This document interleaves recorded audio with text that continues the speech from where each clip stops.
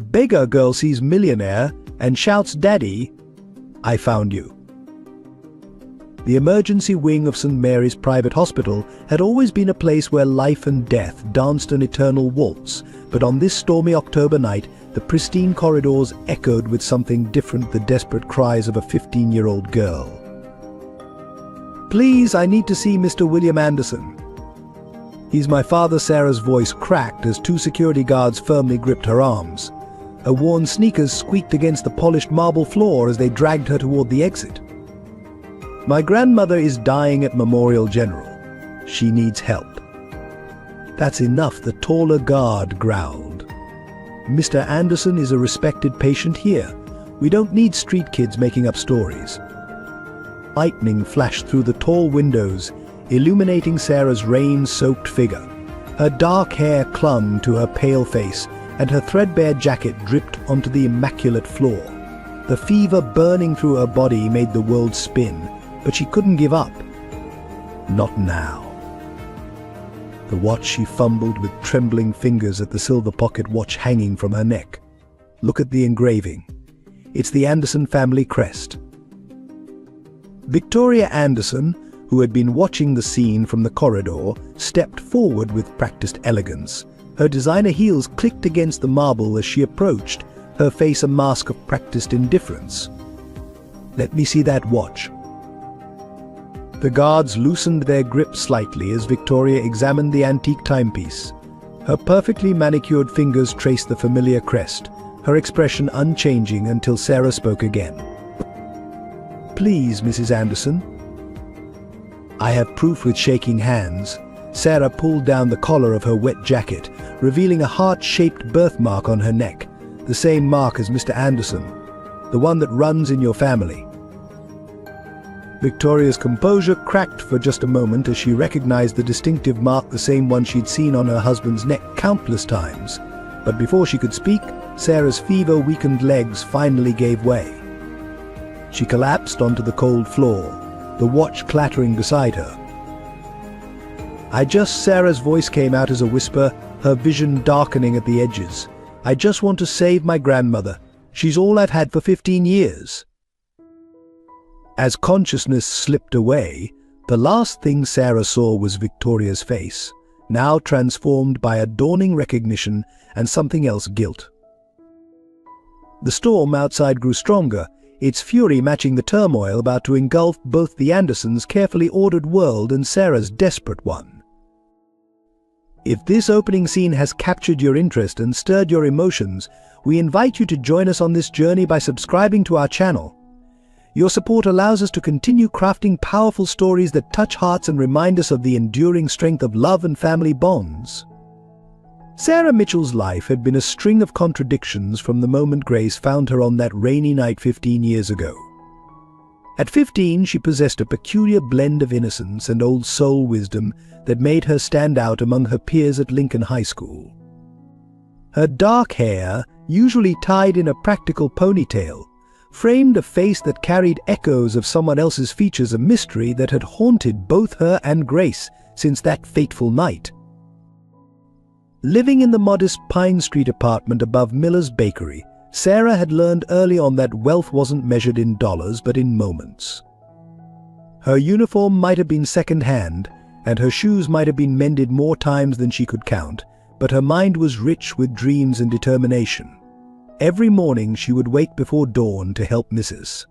Miller with the early bread batches, earning not just a few dollars but also the precious gift of day-old pastries that made Grace's eyes light up with childlike delight. Despite the hardships, Sarah carried herself with a quiet dignity that seemed beyond her years. Her teachers often remarked how she would spend lunch breaks in the library, devouring books about history and art, subjects that seemed to call to something deep within her soul.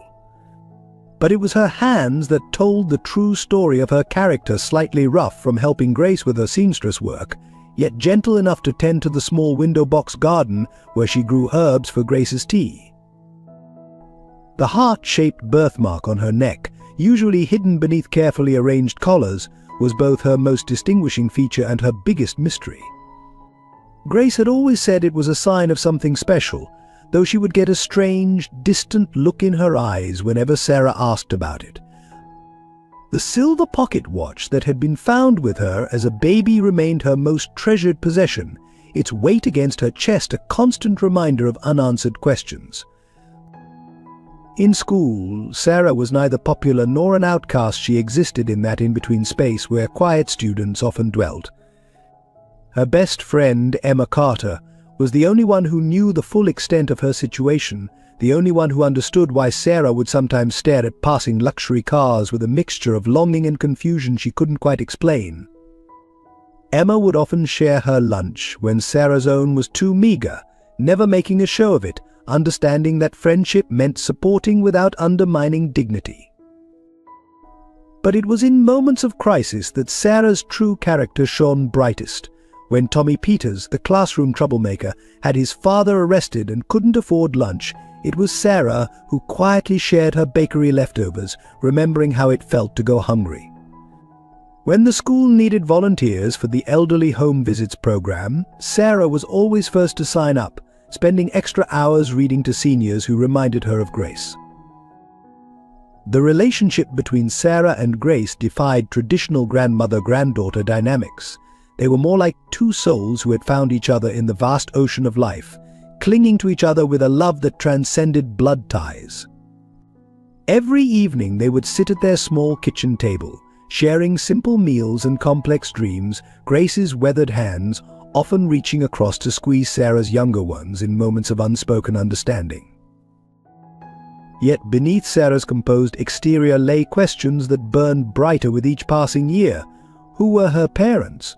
Why was she left with nothing but a silver watch and a distinctive birthmark? These questions whispered in the quiet moments between classes, in the late hours when sleep eluded her, in the reflections she caught in store windows of herself walking beside Grace, their physical differences a stark reminder of the mystery of her origins. But more than answers, Sarah yearned to make Grace proud, to somehow repay the unconditional love that had saved her life that stormy night. She maintained straight as despite working part-time, helped with the sewing whenever her homework was done, and never complained about their circumstances. Her dream was to become a doctor, to help others the way Grace had helped her, though she kept this dream quiet, knowing their financial reality made it seem impossible. Life in the small apartment above Miller's bakery followed a rhythm as regular as the ticking of Sarah's silver pocket watch. Every morning Grace would wake at 5, her arthritis-riddled hands protesting as she prepared for another day at her sewing machine. Despite the pain that creased her weathered face, she never started the day without placing a gentle kiss on Sarah's forehead, a ritual unchanged since the night she found the abandoned baby on her doorstep. Their home, though modest, held a warmth that no amount of money could buy. The walls, painted in fading yellow, were adorned with Sarah's school certificates and artwork from her younger years. Grace had saved every single one, proudly displaying them as if they were priceless masterpieces.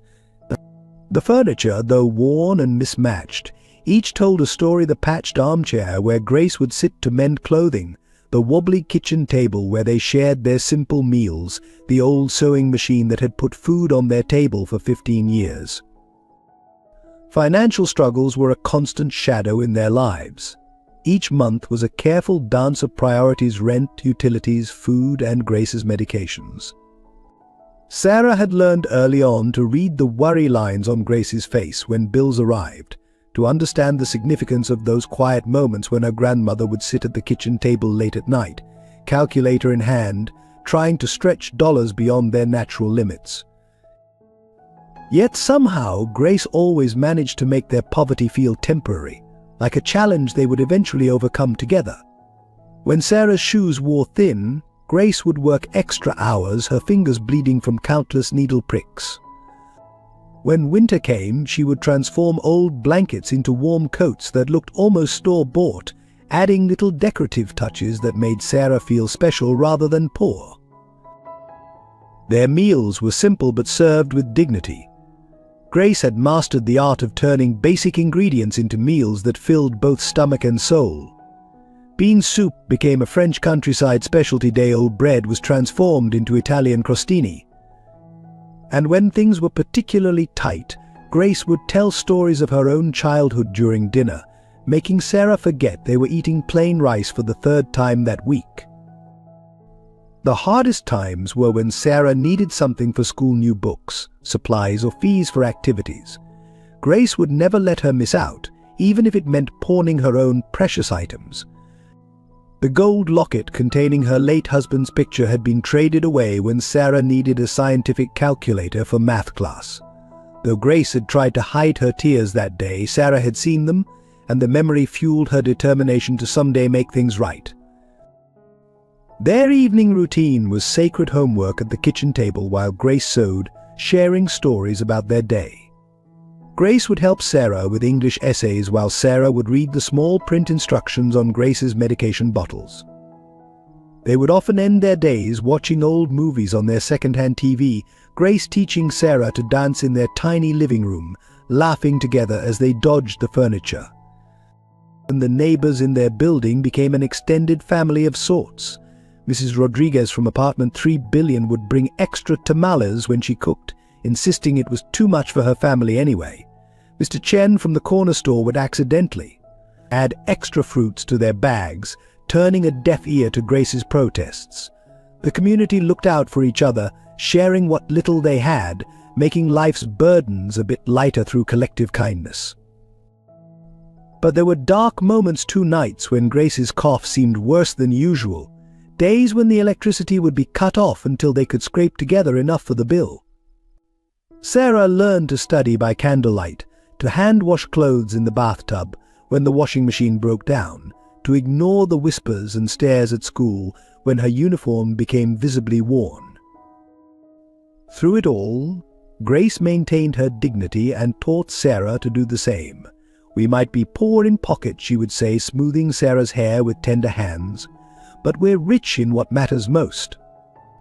That love sustained them through the coldest winters, the emptiest cupboards, the most difficult days.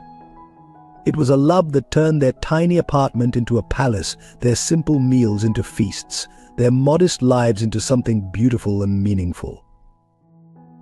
The silver pocket watch around Sarah's neck might have been their only item of material value, but their lives were wealthy with moments of shared joy, mutual support, and unwavering love. The silver pocket watch that hung around Sarah's neck was more than just an heirloom, it was a constant reminder of her unknown origins. Its polished surface, though scratched by time, still caught the light in ways that seemed to whisper of a grander past.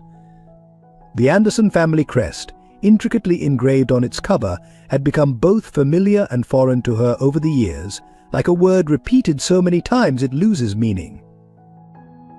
Grace rarely spoke about the night she found Sarah, but certain details had emerged over the years like pieces of a puzzle that refused to form a complete picture.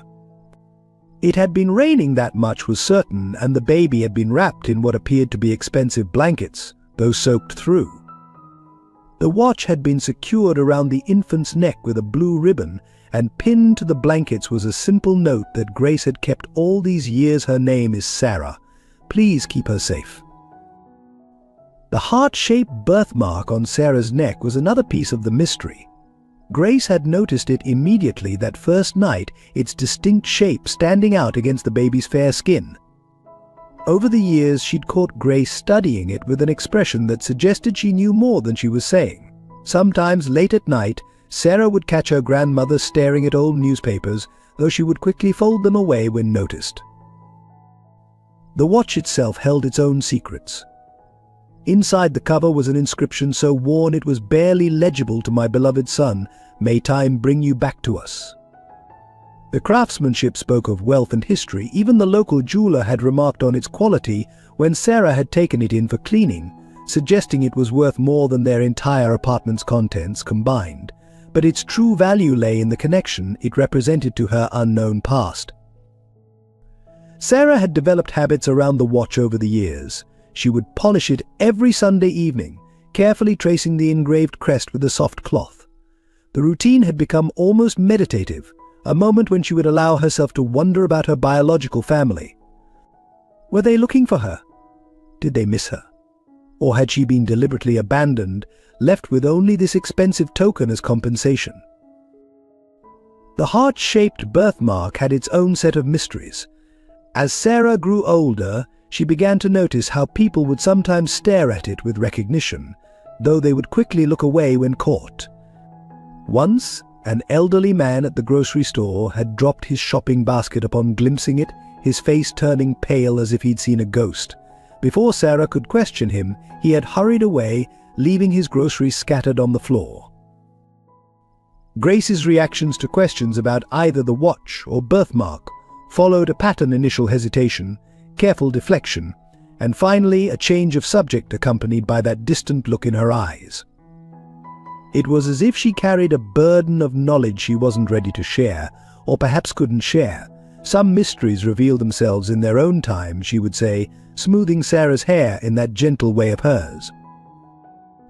The watch had become Sarah's most precious possession, not for its monetary value but for the possibilities it represented. She would often find herself opening and closing it, listening to its steady tick, wondering if somewhere out there, someone else was missing this family heirloom, and perhaps missing her too. The crest had led her to research the Anderson family, though information about them was surprisingly scarce in public records. Local gossip painted the Andersons as old money, their influence in the city spanning generations. Their mansion on the hill was visible from certain parts of town, its gates always closed, its windows reflecting the sun like distant stars. Sarah would sometimes take detours past it on her way home from school, studying its imposing facade and manicured gardens, feeling an inexplicable pull she couldn't explain. The combination of the watch and birthmark had created a mythology of sorts among their neighbors. Mrs. Rodriguez was convinced Sarah was a lost princess, while Mr. Chen would make cryptic comments about fate and destiny whenever he saw the watch glinting at her neck. Even Emma, practical as she was, couldn't help speculating about Sarah's true identity.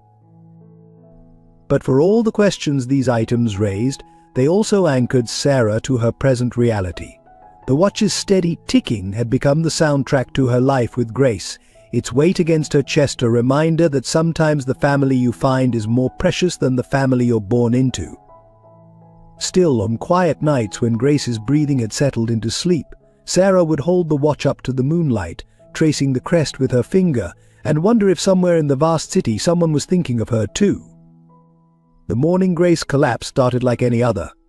Sarah was helping Mrs. Miller with the early bread batches downstairs, the familiar scent of fresh pastries filling the air.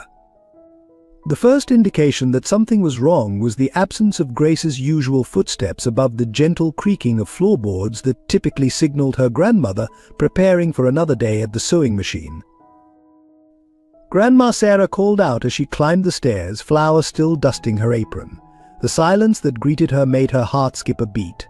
She found Grace crumpled beside her beloved sewing machine, her face ashen, one hand clutching her chest while the other still held a half-finished dress.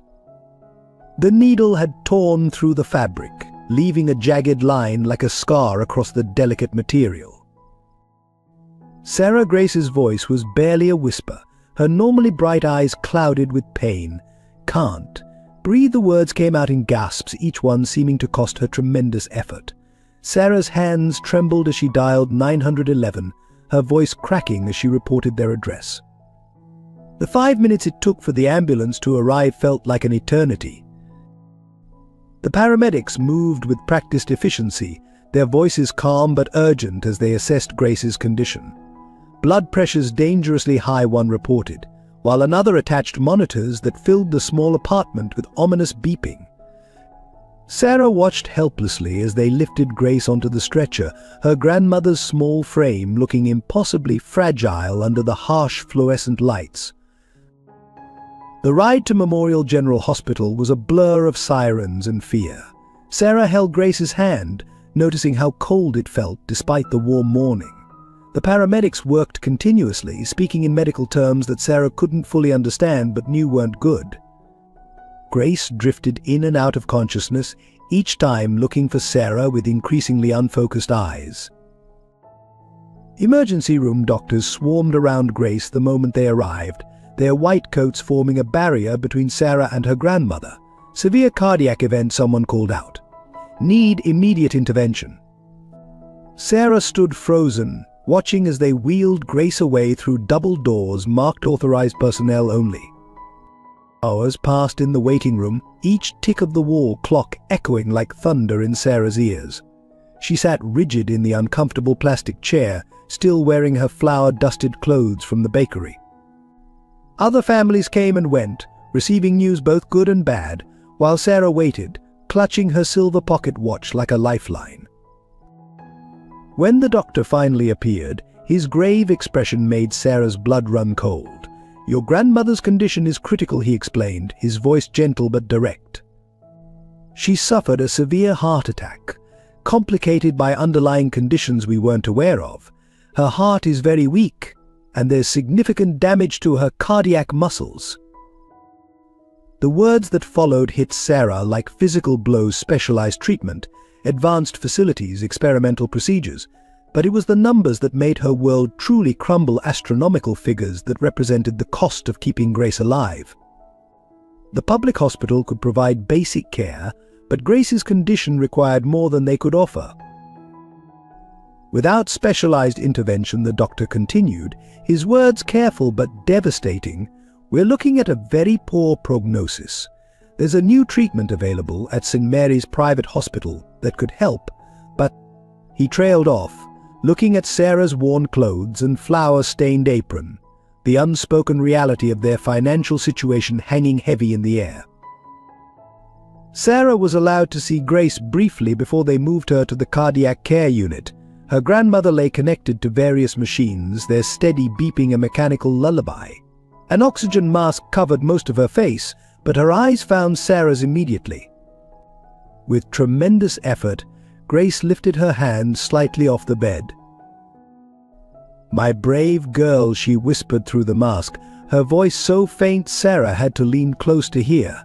"Don't worry about me. I'll be fine." But the monitors told a different story, their numbers and lines painting a picture of a body failing despite its owner's determination. Standing there, watching Grace struggle for each breath, Sarah felt the weight of their years together, of all the sacrifices Grace had made for her. The woman who had given her everything was slipping away, and for the first time in her life, Sarah felt completely helpless. She clutched the pocket watch at her neck, its steady ticking now a countdown to a deadline she couldn't bear to face. The harsh fluorescent lights of Memorial General Hospital cast stark shadows as Sarah met with Dr. Thompson in his cramped office. The aging doctor removed his glasses, rubbing his tired eyes as he laid out Grace's medical files on his cluttered desk. The thickness of the folder made Sarah's heart sink even before he began speaking. "Your grandmother's condition is more complicated than we initially thought," he explained, turning pages filled with charts and numbers Sarah couldn't comprehend. "The heart attack damaged significant portions of her cardiac muscle, but we've also discovered severe blockages in multiple arteries. She needs immediate intervention, but the type of treatment she requires..." He paused, choosing his words carefully. "It's beyond what we can provide here." Sarah leaned forward, her hands gripping the edge of his desk. "What do you mean? This is a hospital. You have to be able to help her." Her voice cracked slightly, betraying the fear she was trying to suppress. Dr. Thompson pulled out a brochure from St. Mary's private hospital, its glossy pages featuring state-of-the-art medical equipment and smiling doctors in pristine white coats. "There's a new procedure," he continued, "a minimally invasive technique that could repair the damage and prevent future complications. The success rate is remarkably high, but it's only available at specialized cardiac centers like St. Mary's. The procedure itself, along with the post-operative care and medications." He wrote a number on a slip of paper and slid it across the desk. Sarah stared at the figure, the zeros blurring before her eyes. The amount was more money than she and Grace had seen in their entire lives combined. "There has to be another way," she whispered, mentally calculating their meager savings, knowing it wouldn't even cover a fraction of the cost. Dr. Thompson detailed their options, each alternative sounding worse than the last. Standard treatment at Memorial General might keep Grace alive, but the quality of life would be severely diminished. She would be bedridden, dependent on medications that would drain their limited resources, with no guarantee of long-term survival. Without the specialized treatment, he said gently, we're looking at a survival rate of less than 30% over the next 6 months, and even if she survives, she'll never be able to work again. The strain on her heart would be too great. The implications hit Sarah like physical blows. No more early morning sewing sessions, no more dancing in their tiny living room, no more of Grace's determined independence that had kept them afloat all these years. The thought of her vibrant grandmother reduced to a shell of herself was unbearable. Sarah spent the next hours in a daze making calls to every insurance company, social service agency, and charitable organization she could find. Each conversation ended the same way: polite regret, waiting lists, partial coverage that wouldn't come close to the amount needed. The hospital's financial aid office provided forms that seemed designed to crush hope with their requirements and restrictions. Returning to Grace's room, Sarah found her grandmother awake but weak, the oxygen mask fogging slightly with each labored breath. Grace beckoned her closer, her hand trembling as she reached for Sarah's. "I heard the nurses talking," she whispered, "about the cost. Promise me you won't worry about money. Promise me you'll let nature take its course." Tears spilled down Sarah's cheeks as she gripped Grace's hand. "Don't talk like that. We'll figure something out. We always do," but even as she spoke the words, she knew this was different from their usual financial struggles. This wasn't about making do with second-hand clothes or skipping meals to pay bills. This was Grace's life hanging in the balance. Later that evening, as Sarah sat in the hospital chapel seeking answers in its quiet solitude, she overheard 2 nurses discussing another patient who had received the same treatment Grace needed. The Andersons spared no expense, one said. "Must be nice to have that kind of money." Didn't even blink at the cost. The name hit Sarah like an electric shock, her hand automatically going to the pocket watch at her neck. The Anderson family crest seemed to burn against her skin, and for the first time she allowed herself to consider what had previously been unthinkable. If the watch truly belonged to the Andersons, if the birthmark meant what she suspected it might. Standing in front of the chapel's stained glass window, Sarah made a decision. Grace had saved her life 15 years ago. Now it was her turn to save Grace's, no matter what it took.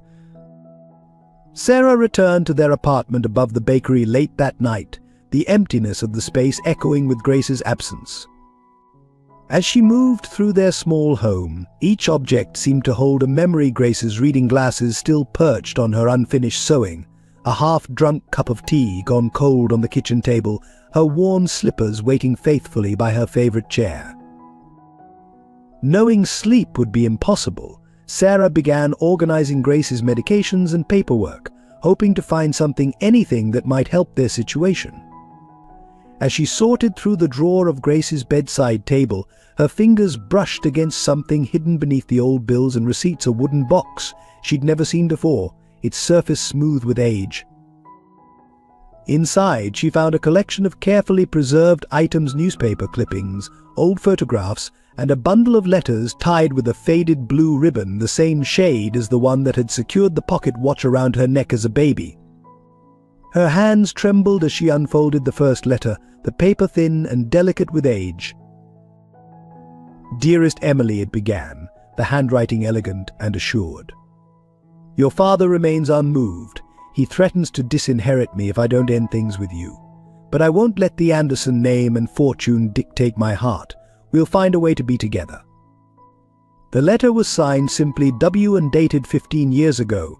But Sarah's heart pounded as she read through the letters, each one revealing more pieces of a hidden story. They told of a forbidden romance between William Anderson, heir to the Anderson fortune, and Emily Carter, a young worker at the Anderson estate. Their love had bloomed in secret, defying social barriers and family expectations. The later letters grew increasingly desperate. "My beloved Emily," one read, "Father has discovered your condition. He's threatening to destroy your reputation if I don't comply with his wishes. I'm trying to find a way to protect you and our unborn child." The next few letters showed signs of having been crumpled and smoothed out again, tear stains blurring some of the ink. A newspaper clipping fell from between the letters, a small obituary that made Sarah's blood run cold. Emily Carter, age 22, passed away during childbirth. The date matched Sarah's birth exactly. Another clipping, dated a week later, reported the mysterious disappearance of William Anderson, who had reportedly left the country in grief. At the bottom of the box, Sarah found a final letter in different handwriting, addressed to Grace. "I know what they did to Emily," it read. "I can't prove it, but Richard Anderson was behind it all. The baby survived, but they'll never stop looking for her.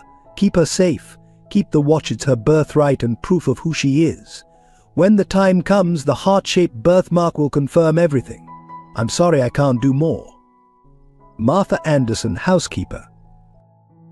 Sarah sat on Grace's bed, surrounded by the evidence of a past she'd never known existed. The pocket watch felt heavier now, laden with the weight of its true significance.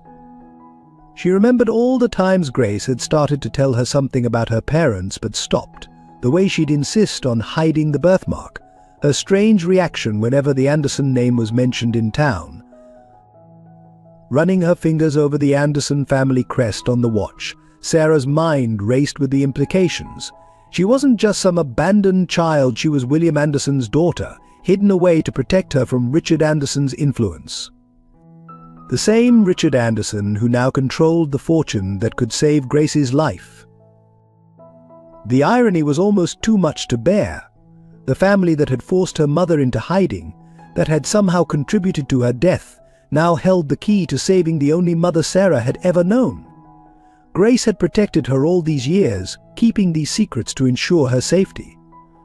Now it was Sarah's turn to be brave. Dawn was breaking as Sarah carefully returned everything to the box, except for one letter that proved William's relationship with Emily. This she folded carefully and placed near her heart, alongside the watch. Looking in the mirror, she studied the birthmark she'd always tried to hide. Now it wasn't just a quirk of fate, it was evidence of her heritage, a key to saving Grace's life. The Anderson mansion loomed before Sarah like a fortress, its iron gates and manicured lawns creating an almost physical barrier between her world and theirs. She'd chosen her best outfit, a clean but worn blue dress that Grace had lovingly altered to fit her, and tried to tame her wild dark hair into something presentable. The silver pocket watch hung prominently at her neck, its weight both comforting and terrifying. Her first attempt at contact was through the intercom at the gate. "My name is Sarah Mitchell. I need to speak with Mr. William Anderson or Mrs. Victoria Anderson. It's about family matters." The response was immediate and dismissive. "The Andersons don't take unscheduled visitors. Contact their office through proper channels." Sarah tried the official route, spending her lunch break at school using the library computer to email the Anderson Corporation. Her carefully worded message received an automated response. "Due to the high volume of inquiries, we cannot respond to personal requests." Her follow-up calls were blocked by layers of secretaries and assistants, each more dismissive than the last. Desperation mounting as Grace's condition worsened, Sarah began waiting outside the mansion gates each morning. She learned the family schedules. Victoria Anderson left at 8 a.m. in a sleek black car. Richard Anderson's driver collected him at 9. The gardeners came and went throughout the day. But each attempt to approach was thwarted by security guards who began to recognize her. "Listen, kid," one guard finally said, almost kindly, "you're not the first to try this. The Andersons get people claiming to be long-lost relatives all the time. Save yourself the trouble." His words stung, but the steady beeping of Grace's hospital monitors echoing in her memory gave Sarah courage to persist. She wrote letters, pouring her heart onto paper, explaining about Grace's condition, the pocket watch, the birthmark. She included copies of Emily's letters, her own birth certificate, everything she thought might prove her case. The letters were returned unopened, marked refused by recipient. One rainy morning, Sarah spotted Victoria Anderson walking to her car, umbrella held by a uniformed driver. Seizing her chance, Sarah darted forward, calling out, "Mrs. Anderson, please, just look at this watch. Look at my birthmark. I'm William's daughter, I can prove it." Victoria hesitated for a fraction of a second, her perfectly composed face showing a flicker of something recognition. Fear? Before the security guards intervened. "Remove this girl," Victoria commanded, but her voice wavered slightly. "And make sure she understands that trespassing charges will be filed if this continues." As the guards led Sarah away, she caught Victoria staring at the pocket watch, her manicured hand unconsciously touching her own neck, where, Sarah had learned, her husband William had the same heart-shaped mark. Each rejection felt like a physical blow, but Sarah couldn't give up. Grace's condition was deteriorating daily, and the public hospital's resources were limited. During one visit, Sarah had overheard the doctors discussing how the specialized treatment at St. Mary's could have prevented the complications Grace was now developing. Sarah began spending her evenings researching the Andersons, learning everything she could about the family. William's disappearance 15 years ago had been a scandal, but his father Richard had maintained control of the family empire. Victoria, who'd been engaged to William before his disappearance, had married him upon his brief return a year later. There were rumors about his current whereabouts, but nothing concrete. After 2 weeks of failed attempts, Sarah received her first direct response, a cease and desist letter from the Anderson family lawyers. The official document threatened legal action if she continued her harassment of the family. Reading it under the harsh fluorescent lights of Grace's hospital room, Sarah felt tears of frustration burning her eyes. "Maybe we should stop," Emma suggested gently, visiting after school. There has to be another way, but watching Grace struggle for each breath, attached to machines that beeped with increasing urgency, Sarah knew she couldn't give up. The pocket watch ticked steadily against her chest, each sound a reminder of who she was and what she had to do. That night, as she walked home from the hospital, Sarah made a new plan. If the Andersons wouldn't listen to her pleas from outside their gates, she would have to find another way in. The answer came from an unexpected source, a help wanted. Notice posted by the Anderson estate's housekeeping staff. The Anderson mansion's servant entrance was far less imposing than the main gates, but Sarah's heart still pounded as she approached for her interview. She'd borrowed Emma's mother's best dress and carefully tucked the pocket watch inside her collar. Martha, the head housekeeper mentioned in the old letter, had retired years ago, but her replacement, Mrs. Hawkins, proved unexpectedly sympathetic during the initial screening. "We need someone for the evening shift," Mrs. Hawkins explained, eyeing Sarah's young face dubiously. "Mainly serving dinner and cleaning the formal dining room. You're quite young," but she paused, studying Sarah more closely. "There's something familiar about you. Have you worked in service before?" Before Sarah could respond, Victoria Anderson's voice echoed down the hallway. "Mrs. Hawkins, I need the..." She stopped abruptly upon seeing Sarah, recognition flashing across her perfectly composed features. The air in the servants' quarters seemed to freeze as the two studied each other. "You're that girl," Victoria said softly, her usual imperial tone absent. In the intimate space of the servants' hall, away from security guards and lawyers, something shifted in her expression. The one with the watch. Her eyes drifted to Sarah's neck, where the chain was barely visible. Sarah's hand instinctively went to her throat. "Please," she whispered, "I just need a chance to explain. My grandmother is dying," and to her surprise, tears began forming in Victoria's eyes, though she quickly blinked them away. "Follow me," Victoria commanded, leading Sarah to a small private study. The room was warmly lit, filled with books and family photographs. One caught Sarah's attention immediately, a younger William Anderson, his smile carefree, his neck bearing the same heart-shaped mark she carried. Victoria noticed her gaze. That was taken before. Before everything changed, she sank into a leather armchair, gesturing for Sarah to sit. I loved him, you know, William. We were engaged when he met your mother." Her voice carried no bitterness, only a deep sadness. "Did you know Sarah?" asked quietly. "About me." Victoria's hands twisted elegantly in her lap, her wedding ring catching the light. "I suspected. When William returned briefly after your mother's death, he was different, broken. He kept searching for someone but Richard. His father had hidden all traces." She looked directly at Sarah. "That birthmark, it's identical to his." For a moment, Victoria's carefully maintained facade cracked completely. She reached out, her manicured fingers gently touching Sarah's chin, turning her face to the light. "You have his eyes," she whispered. "I should have seen it immediately." The tender moment shattered as Richard Anderson's voice boomed from the hallway. Victoria's face transformed instantly, her walls slamming back into place. "You need to go," she said urgently, pressing a business card into Sarah's hand. "My private number. Call tomorrow morning." As Sarah was ushered quickly through the servants' entrance, she caught a final glimpse of Victoria's face, a complex mixture of fear, regret, and something that looked almost like hope. The business card felt like it was burning in her pocket, a potential lifeline for Grace. That night, Sarah sat by Grace's hospital bed, holding her grandmother's frail hand. The machines beeped steadily, marking time like her pocket watch.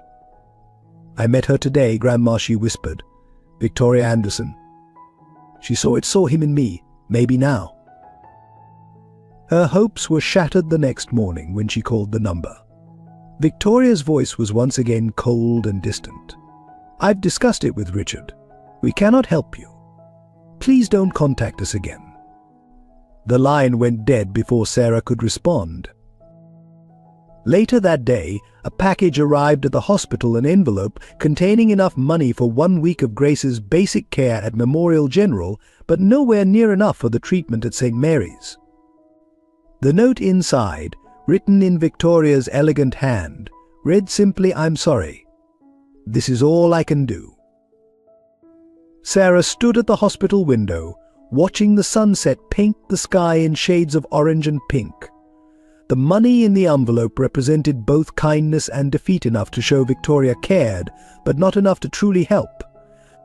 The pocket watch ticked steadily against her chest, reminding her that somewhere in the city her father might still be out there. The autumn rain fell in sheets as Sarah made her final desperate attempt to reach the Andersons.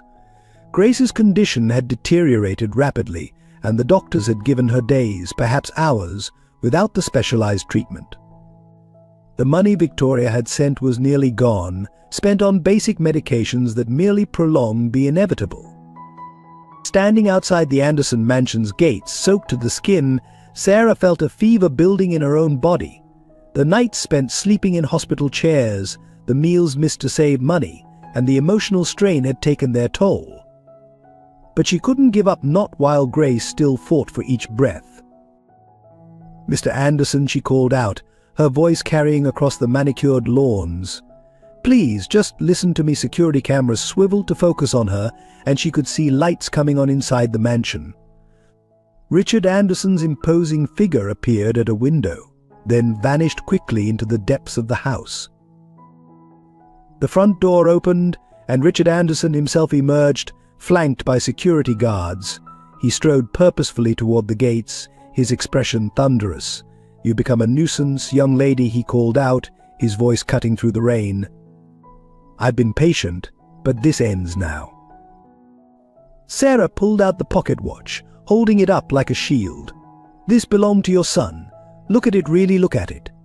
The inscription inside, the family crest, the rain, made the silver surface gleam under the security lights. Richard's face changed for a moment, recognition flickering in his eyes. "William's watch," he muttered, almost to himself. Then his expression hardened. "Which you must have stolen. Guards, call the police. This girl is a thief." The guards reached for their phones, but Sarah wasn't finished. She pulled down her collar, exposing the birthmark. "Explain this then," she challenged, her voice growing stronger. The same mark William has had, the same mark that runs in the Anderson family for generations. You know who I am, you've always known. Lightning flashed dramatically, illuminating the scene. Victoria appeared in the doorway, drawn by the commotion. "Richard, please," she called out. "Look at her, really look at her. She's his daughter." We all know it's true. Her voice carried a note of defiance that seemed to surprise even her. Richard spun toward his wife, rage distorting his features. "Be quiet. You know nothing." But Victoria was already walking toward them, her designer clothes becoming soaked in the rain. She reached through the gates, touching Sarah's face gently. "She has his eyes, Richard. His smile. You can't deny it anymore." Victoria's voice was soft but firm. "William would want us to help her." "William," Richard laughed bitterly. "William abandoned this family, ran off with that maid. And now her bastard child appears, wanting our money." He turned to Sarah, his voice venomous. "Your mother seduced my son, tried to trap him with a pregnancy. She got what she deserved." The words hung in the air like poison. Sarah felt as if she'd been slapped. "What did you do to my mother?" she whispered, sudden understanding dawning. "What did you do to Emily Carter?" Richard's face went pale, then red with fury. "Guards, remove this girl immediately, and if she returns, arrest her for trespassing." He turned on his heel, grabbing Victoria's arm roughly.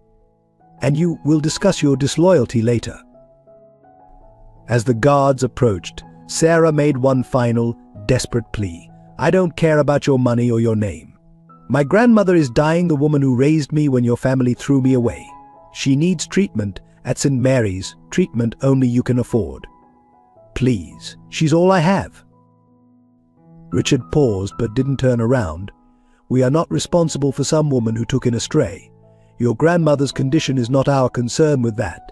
He dragged Victoria back toward the house, leaving Sarah in the rain. The guards' hands were gentle as they led her away from the gates. One of them quietly pressed a tissue into her hand. "I'm sorry, miss," he whispered. "I remember your mother. She was kind to everyone here." Sarah stood on the sidewalk, rain mingling with her tears, watching the mansion's lights go out one by one. Her fever was rising, her body trembling with cold and exhaustion. But in her heart, a new determination was forming. If the Andersons wouldn't help willingly, she would find another way. Grace had never given up on her, she wouldn't give up on Grace. The next week passed in a blur of increasingly desperate attempts to reach the Andersons. Sarah's fever, rather than subsiding, grew worse with each passing day. The wet cough that had started after the rainy confrontation at the mansion deepened, rattling in her chest like loose change. Still, she persisted. She began camping out in front of St. Mary's private hospital, knowing the Andersons had regular medical checkups there. The security guards, who initially tried to remove her, gradually became sympathetic to her presence. One of them, an older man named Frank, would sometimes bring her coffee in the early mornings. "You remind me of someone," he said one dawn, watching her suppress another coughing fit. Had the same look in her eyes, determined, like nothing could stop her. He paused, studying her face. "Emily Carter. Used to work at the Anderson estate. You're her daughter, aren't you?" Sarah's eyes widened. "You knew my mother." The coffee cup trembled in her shaking hands. Frank nodded slowly, his weathered face softening with memory. "Sweetest girl you'd ever meet. Worked in the mansion's library, keeping everything organized. William Anderson would spend hours in there, claiming to read. We all knew better." He smiled sadly. "When she disappeared, things changed. William was never the same." Sarah learned more about her mother in those early morning conversations than she had in 15 years. Emily had been brilliant, working at the mansion to save money for college. She'd loved poetry, always carrying a small book of verses in her pocket. The romance with William had bloomed slowly, built on shared books and quiet conversations. The day Richard Anderson found out Frank continued, everything fell apart. Emily was already pregnant by then. William wanted to marry her, consequences be damned. But Richard, he trailed off, something dark crossing his face. Richard Anderson has ways of making problems disappear. Between attempts to contact the Andersons, Sarah split her time between Grace's bedside and earning what money she could. Mrs. Miller kept her position at the bakery open, letting her work whatever hours she could manage. The regular customers, hearing about Grace's condition, began leaving extra tips, though Sarah's pride made accepting them difficult. Her own health continued to decline. The cough worsened, accompanied by chest pains that made breathing increasingly difficult. Emma begged her to see a doctor, but Sarah refused to spend money on herself, while Grace needed every penny they could gather. "You can't help Grace if you're sick too," Emma argued, watching Sarah lean against the hospital wall for support, her face flushed with fever. But Sarah merely shook her head, saving her breath for the next attempt to convince anyone at St. Mary's to help them. One morning, Sarah spotted William Anderson's name on a patient list left carelessly on a nurse's station. Her heart leaped. After 15 years, her father was back in Boston. But further investigation revealed it was just Richard Anderson using his son's name for some private medical matter, a cruel twist that left Sarah feeling more hopeless than ever. The pocket watch became her talisman, its steady ticking a reminder of why she couldn't give up. Sometimes, in the quiet hours between Grace's vital checks, Sarah would hold it close and talk to the father she'd never known. "Where are you?" she would whisper. "Why did you leave? Did you ever try to find me?" Victoria Anderson appeared at the hospital several times that week, but always managed to avoid Sarah, though their eyes would meet briefly across the lobby. Once, Sarah caught her making a furtive phone call, speaking in hushed tones about William and his daughter. But security interrupted before she could hear more. As her fever climbed and her cough deepened, Sarah began to experience moments of disorientation. During one such episode, she thought she saw William Anderson himself walking through the hospital corridor, but when her vision cleared, there was only an empty hallway. "Your mother never gave up either," Frank told her one morning, pressing another cup of coffee into her trembling hands. Not until the very end his words, meant as encouragement, carried a warning Sarah chose to ignore. She couldn't afford to think about endings, not while Grace still had a chance. Martha Henderson had served the Anderson family for over 30 years before her retirement, and the habits of discretion died hard. When she first spotted Sarah outside the mansion gates, the girl's resemblance to Emily Carter had stopped her heart for a moment. Now, watching from her small apartment window across from St. Mary's Hospital, she knew she could no longer remain silent. "Come inside," Child Martha called out to Sarah one particularly cold morning. "Before that cough of yours gets any worse." Her small apartment smelled of cinnamon and fresh bread, reminding Sarah painfully of home. Martha's keen eyes took in Sarah's feverish appearance, the way she struggled to catch her breath. "You look just like her," Martha said softly, setting a cup of hot tea in front of Sarah. Emily. She had that same way of lifting her chin when she was determined about something. Her hands trembled slightly as she reached for an old photo album. "I've been watching you these past weeks, trying to decide what to do." Inside the album were carefully preserved photographs that made Sarah's heart skip. Emily Carter, young and beautiful, arranging books in the Anderson library. William Anderson, looking at her with undisguised adoration. The two of them in the garden, unaware they were being photographed, their happiness radiating from the faded images. "I was there through all of it," Martha explained, her voice heavy with old grief. "The secret meetings, the hidden letters. When Richard found out about the pregnancy, I helped them plan their escape. But something went wrong." She closed her eyes, remembering. Richard had his men following them. They caught up at the hospital where Emily was giving birth. Sarah learned how Martha had tried to protect her mother, how she'd arranged for Grace, then a hospital cleaner, to take the baby to safety. "Your mother's last words were your name," Martha revealed, tears in her eyes. She made me promise you'd be safe from Richard. William. He disappeared that night. Some say Richard sent him abroad, others think worse. The old housekeeper reached into a drawer, pulling out a key ring. The service entrance, she explained, and the library where your parents fell in love. Richard never changed the locks, too confident in his own power. Her eyes met Sarah's. I can get you inside, give you access to Richard's private papers. There might be something there to help your case. Despite her illness, Sarah felt hope flickering to life. Why are you helping me now, she asked. Martha's answer was simple: because I should have done more 15 years ago. And because Grace Stevens saved you when I couldn't save your mother. Over the next few days, Martha provided more than just keys. She shared inside knowledge of the mansion's routines, the staff schedules, Richard's habits. She knew which floorboards creaked, which security cameras had blind spots when the guards changed shifts.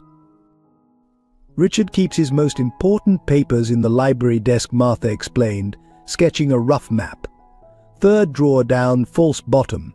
He thinks no one knows about it, but I've cleaned that room for 3 decades. She smiled grimly. A good housekeeper knows everything that happens in her house. Sarah's fever worried Martha, who tried to convince her to rest, to wait until she was stronger.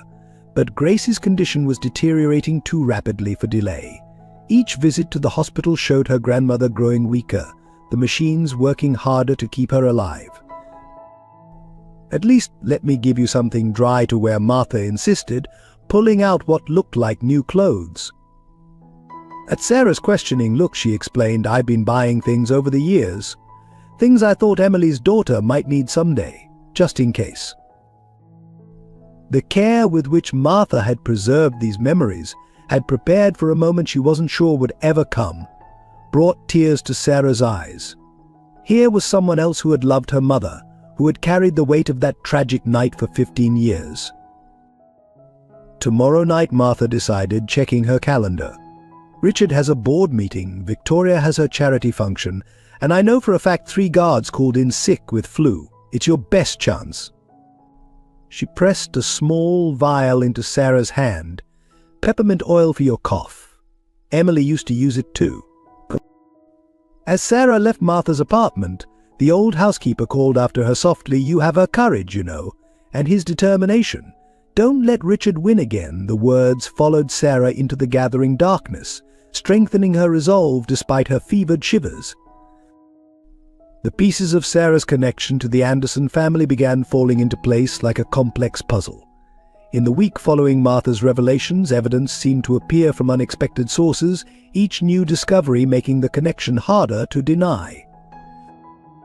Dr. Thompson at Memorial General, reviewing Grace's old records, found a notation from the night Sarah was brought in as a baby.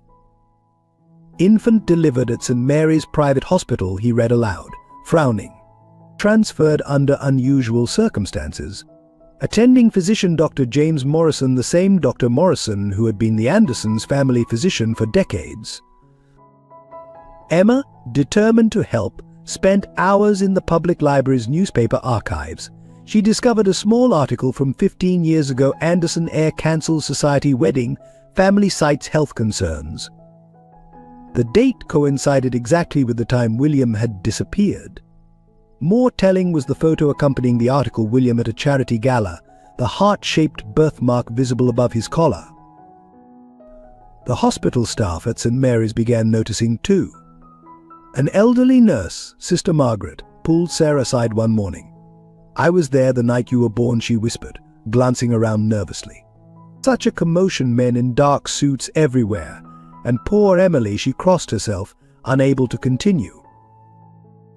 Even the mansion's current staff started treating Sarah differently. The gardener, trimming hedges near the gate, would pause to study her face. You have the same way of standing, he observed quietly. Just like Mr. William, one hand in your pocket, head tilted slightly. Can't be taught, that sort of thing. Martha provided the most compelling evidence from her years of careful observation. She brought out William's old journals, secretly preserved from Richard's attempts to erase all traces of that time. The entry spoke of his love for Emily, his plans for their future, his excitement about becoming a father. "Look at this," Martha said one evening, showing Sarah a sketch William had made. It showed a young woman, Emily, reading in the library, her hand unconsciously touching a heart-shaped mark on her child's neck in the margins. The date was just weeks before Sarah's birth. The pocket watch, when Martha examined it, revealed more secrets. This was William's grandfather's, she explained, opening a hidden compartment in the case that Sarah had never discovered. Inside was a tiny photograph of William and Emily, clearly in love, clearly expecting a child. Victoria Anderson's behavior, too, seemed to confirm Sarah's identity. The staff reported hearing arguments between her and Richard, words like responsibility and William's child echoing through the mansion's halls. Once she was seen placing flowers at Emily's unmarked grave, roses matching those from the Anderson gardens. But Frank, the security guard, contributed his own memories. "The night you were born," he recalled, "William was frantic to get into the hospital. Richard's men held him back. He kept shouting about his baby, his daughter. Next day he was gone, and we were all told never to speak of it." Sarah's own appearance provided daily proof. As her fever worsened, her features seemed to sharpen, making her resemblance to William even more striking. The same deep brown eyes, the same determined set of the jaw, even the same habit of running fingers through her hair when worried. Dr. Morrison himself finally broke his silence, though he refused to put anything in writing. That night, he told Sarah during a chance encounter in the hospital corridor, "Your father tried everything to reach your mother. Richard's men were too many." The next thing we knew, William had vanished overseas, and Emily. He shook his head sadly. Some secrets eat at a man's conscience. The most startling evidence came from an unexpected source. One of Richard's own security guards, moved by Sarah's dedication to Grace, anonymously delivered copies of old security footage. The tapes showed William and Emily in happier times, but more importantly, they showed Richard's rage upon discovering the pregnancy, his threatening gestures, his harsh words about taking care of the problem. Each new piece of evidence seemed to draw Sarah closer to the truth while simultaneously highlighting the walls Richard had built to keep her out. The proof of her identity was overwhelming, yet Richard's power and influence kept justice at bay. The morning Sarah's body finally betrayed her dawned cold and grey. 3 weeks of sleeping in hospital chairs, irregular meals, and constant stress had taken their toll. Her fever, which had been steadily climbing, reached dangerous levels, and the cough that had started in the rain outside the Anderson mansion had developed into full-blown pneumonia. Still, she dragged herself to St. Mary's Private Hospital, knowing William Anderson had an appointment that day. Martha's intelligence had been reliable. His name was on the patient list, though Sarah's fever-addled mind couldn't be sure if this was just another instance of Richard using his son's name. "You look like death warmed over," Frank said gently, pressing a cup of hot coffee into her trembling hands. She could barely hold it, her fingers shaking so badly that the liquid sloshed over the rim. The security guard's face creased with concern. "Maybe it's time to go home, get some rest." "Can't," Sarah whispered, her voice raw from coughing.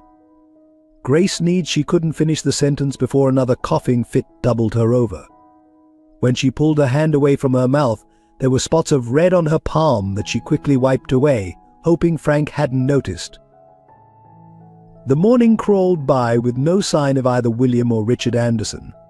Sarah's vision began to blur around the edges, the hospital's pristine white walls seeming to pulse in time with her racing heart. The pocket watch felt impossibly heavy against her chest, its ticking growing louder in her ears until it drowned out everything else. At noon, Victoria Anderson's sleek car pulled up to the hospital entrance. Sarah pushed herself off the bench where she'd been resting, but her legs buckled beneath her. She caught herself against the wall, leaving a sweaty handprint on the immaculate surface. "Mrs. Anderson," she called out, but her voice emerged as barely a whisper. Victoria turned, her perfect composure faltering as she took in Sarah's condition. For a moment, genuine concern flashed across her face, but then Richard appeared behind her, and her expression shuttered closed. Sarah tried to step forward, to make one last plea, but the world tilted sideways. The fever that had been building for weeks finally reached its peak, sending waves of fire through her body. The medical terms she'd overheard in Grace's hospital room floated through her mind: bilateral pneumonia, respiratory distress, critical condition. Please, she managed to gasp, reaching out toward the Andersons. Grace is dying. But the rest of her words were lost in another violent coughing fit that brought her to her knees. Through watering eyes, she saw Victoria take an instinctive step toward her, only to be held back by Richard's iron grip on her arm.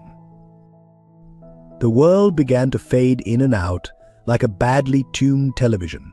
Sarah was vaguely aware of voices around her, Frank calling for medical help, Victoria's muffled protest, Richard's cold commands to leave the girl alone. The pocket watch slipped from her grasp, clattering to the floor and spinning like a silver top on the polished tiles. As consciousness began to slip away, Sarah saw her mother's face not from photographs, but as she imagined her, young and beautiful and full of love. "I'm sorry," she whispered, though she wasn't sure if the words actually left her lips. "I tried, Mom. I tried to save her." The last thing she saw before darkness claimed her was Victoria Anderson breaking free from Richard's grasp, running toward her with genuine fear on her face. The last thing she felt was the cold hospital floor against her burning skin. The last thing she heard was the steady ticking of the pocket watch, counting down moments she could no longer hold on to. Then everything went black, and Sarah Mitchell, daughter of William Anderson and Emily Carter, granddaughter of Grace Stevens, keeper of a silver pocket watch, and bearer of a heart-shaped birthmark, collapsed fully onto the hospital floor. Above her, the expensive shoes of the people who could have saved Grace clicked against the tiles, their owners frozen in a tableau of wealth and indecision, while the life of a 15-year-old girl hung in the balance. Victoria Anderson had spent 15 years crafting a perfect facade of indifference, but watching Sarah collapse shattered that mask completely. As the girl lay unconscious on the hospital floor, memories Victoria had long suppressed came flooding back: William's joy about becoming a father, Emily's kind smile, the sound of a baby crying on that terrible night. "Someone call emergency services," she shouted, already kneeling beside Sarah despite Richard's attempts to stop her. The girl's skin burned with fever, her breathing coming in shallow, ragged gasps. The pocket watch, William's watch, lay just beyond her outstretched fingers, its silver surface reflecting the harsh hospital lights. "Leave her," Richard commanded. This is exactly the kind of spectacle she wanted to create, but Victoria wasn't listening. She was staring at Sarah's face, seeing for the first time how the girl's features mirrored William's in sleep, the same curve of the jaw, the same dark lashes against pale skin. Frank, the security guard, was already calling for help. "Temperatures dangerously high," one of the responding nurses reported. "Severe pneumonia, possible sepsis." The medical terms fell like accusations on Victoria's ears. This child, William's child, had made herself sick, trying to save her grandmother while they had turned their backs. "She needs immediate treatment," the doctor announced after a quick examination. "ICU care, aggressive antibiotics." He looked up at Victoria, who was still cradling Sarah's head. "Does she have family we should contact?" The question hit Victoria like a physical blow. Family. This girl was William's daughter, which made her family. All these weeks, they'd rejected her, forced her to beg, watched her deteriorate while they hid behind lawyers and security guards. "I'm her stepmother," Victoria heard herself say, the words emerging before she could stop them. Richard's sharp intake of breath behind her meant there would be consequences, but for once she didn't care. "Treat her. Whatever she needs, I'll take full responsibility." The next hours passed in a blur of activity. Sarah was rushed to the ICU, connected to machines that breathed for her while antibiotics fought the infection raging through her system. Victoria remained by her bedside, ignoring Richard's increasingly angry calls and messages. Her grandmother Victoria remembered suddenly, turning to Frank, who had stayed nearby. "At Memorial General. Someone needs to tell her what's happened." The guard nodded, already pulling out his phone, but Victoria stopped him. "No, I'll go. I need to see for myself what we've done." The contrast between the two hospitals was stark. Memorial General's worn corridors and overworked staff made St. Mary's look like a luxury hotel. Victoria found Grace's room easily. It was the one where a small vase of wildflowers sat on the windowsill, picked by Sarah during her daily walks between hospitals. Grace was awake, her worried eyes fixing on Victoria the moment she entered. No introductions were needed. Sarah had described her stepmother to be well enough. "Where is she?" Grace asked simply, her voice weak but direct. "What's happened to my girl?" Victoria's composure cracked entirely. She told Grace everything about Sarah's collapse, her condition, but also about the weeks of rejection, the ignored pleas, the cold dismissals. "I should have helped sooner," she finished, tears streaming down her face. "We all should have helped." Grace listened silently, her face showing more concern for Sarah than for her own obviously failing health. When Victoria finished, the older woman reached out with a trembling hand. "Then help now," she said softly. "It's not too late to do the right thing." Returning to St. Mary's, Victoria made 2 calls. The first was to her lawyer, instructing him to begin transfer paperwork to move Grace to St. Mary's immediately. The second was to a number she'd kept hidden in her phone for 15 years, William's last known contact in Europe. Standing at Sarah's bedside, watching the girl fight for each breath, Victoria made a decision that would change everything. Richard could threaten, rage, or disown her. She didn't care anymore. She had spent 15 years being complicit in his cruelty. Watching Sarah's chest rise and fall with mechanical precision, Victoria Anderson finally chose a side. William Anderson's return to St. Mary's Hospital caused a sensation. He arrived in the early hours of the morning, having taken the first flight from London after Victoria's call. 15 years of exile had left their mark. His hair was greying at the temples, and lines of grief had etched themselves around his eyes, but the heart-shaped birthmark on his neck remained unchanged. He paused in the doorway of Sarah's ICU room, his breath catching at the sight of his daughter. Even unconscious, connected to machines that breathed for her, the resemblance to Emily was unmistakable. Victoria, who had maintained her vigil by Sarah's bedside, quietly stood to leave, but William caught her arm. "Thank you," he whispered, his voice rough with emotion. "For calling me, for saving her." Victoria nodded, tears in her eyes. She had already told him everything about Sarah's desperate attempts to reach them, about Grace's condition, about Richard's cruelty. Now, watching him approach his daughter's bedside with trembling hands, she saw 15 years of pain etched in every movement. "She has Emily's nose," he said softly, touching Sarah's fever-flushed cheek. "And her determination." His fingers found the chain of the pocket watch, still hanging around Sarah's neck. "I looked for her, for years. But Richard, he hid everything so well." The monitors beeped steadily as William pulled a chair close to the bed, taking Sarah's limp hand in his.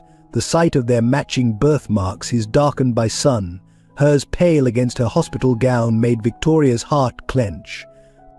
They were undeniably father and daughter, reunited in the worst possible circumstances. "I'm here now," Sarah William murmured, his voice breaking. "Dad's here. I'm so sorry it took me so long." As if responding to his voice, Sarah's fingers twitched slightly in his grasp. Her eyelids fluttered, and slowly, painfully, she opened her eyes. For a moment she stared at William in confusion, her fever-bright eyes struggling to focus. Then her gaze found his birthmark, identical to her own, and understanding dawned. "Dad," she whispered, the word barely audible through the oxygen mask. "You came." William's composure shattered completely. "Yes, sweetheart, I'm here. I'm never leaving again." Tears streamed down his face, as he pressed her hand to his cheek. "I've been looking for you for so long." Sarah tried to speak again, but coughing overtook her. When she could catch her breath, she managed to gasp out one word. Grace. William nodded immediately, understanding her concern. "Victoria's already arranged everything. She's being transferred here to receive the same treatment you're getting. She's going to be fine." Relief flooded Sarah's face, and she relaxed slightly against the pillows. "Emily?" she asked next, her eyes searching his face. William's heart broke all over again at having to tell his daughter about her mother, but Sarah squeezed his hand weakly. "I know," she whispered. "Martha told me. Not your fault." The next hours were filled with soft conversations as Sarah drifted in and out of consciousness. William told her about her mother, how they met, their secret romance, their plans for a family. Sarah, in her brief moments of lucidity, told him about growing up with Grace, about finding the letters, about her desperate attempts to reach him. Victoria watched from the doorway as father and daughter began the slow process of healing 15 years of separation. She saw how William's face lit up when Sarah smiled, how carefully he adjusted her oxygen mask, how tenderly he brushed her hair back from her forehead. It was the expression of a father who had found his missing piece. When the doctor came to check Sarah's condition, the news was cautiously optimistic. The antibiotics were working, her fever was finally dropping, and her breathing was showing improvement. "She's a fighter," the doctor remarked. William smiled through his tears, just like her mother. As dawn broke over the city, Sarah fell into a healing sleep, her hand still clasped in her father's. The pocket watch ticked steadily on the bedside table, no longer a mystery but a bridge between past and present, between loss and reunion. William Anderson sat guard over his daughter's sleep, making up for 15 years of missed moments, while outside the door, Victoria began the process of making things right. Richard Anderson's arrival at St. Mary's Hospital shattered the peaceful reunion like a stone through glass. He burst into Sarah's room, his face contorted with a rage that had been brewing for 15 years. William stood protectively between his father and Sarah's bed, while Victoria pressed herself against the wall, watching the confrontation unfold. "So the prodigal son returns," Richard sneered, his expensive suit failing to mask the dangerous tension in his stance. "And for what? A bastard child and her dying caretaker," his words dripped with venom, each syllable calculated to wound. "That's enough," Father William warned, but Richard was beyond stopping. 15 years of carefully maintained secrets were unraveling, and he seemed determined to inflict as much damage as possible in their collapse. "You want to know what really happened that night?" Richard's voice dropped to a dangerous whisper. "Why your precious Emily died, why you were forced to leave. Let me tell you exactly what I did to protect the Anderson name from disgrace." Sarah, though weak, pushed herself up in the hospital bed, her eyes fixed on her grandfather. The monitors beside her beeped faster, reflecting her rising distress.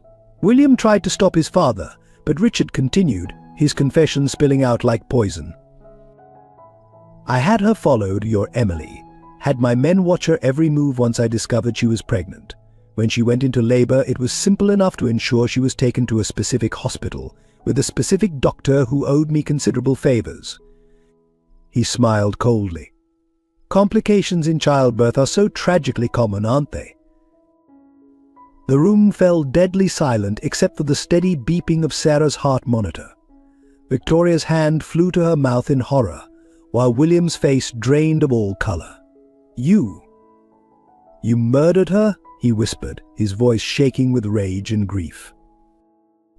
"Murder is such an ugly word," Richard replied, straightening his tie with steady hands. "I simply ensured that a problem was taken care of. The child wasn't supposed to survive either, but that interfering nurse Grace Stevens smuggled her out before my men could complete their task." Sarah's monitors began beeping more rapidly as she struggled to breathe, the shock of Richard's revelation affecting her already weakened state. William moved to comfort her, but Richard wasn't finished.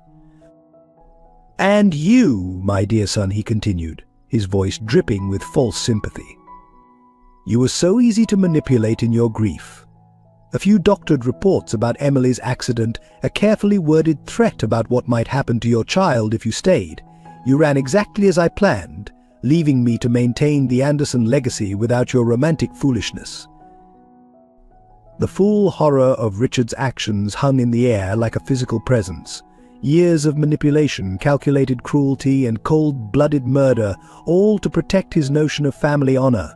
William's hands clenched into fists, his entire body trembling with suppressed rage. "You took everything from me," he said, his voice deadly quiet. "My love, my child, my life.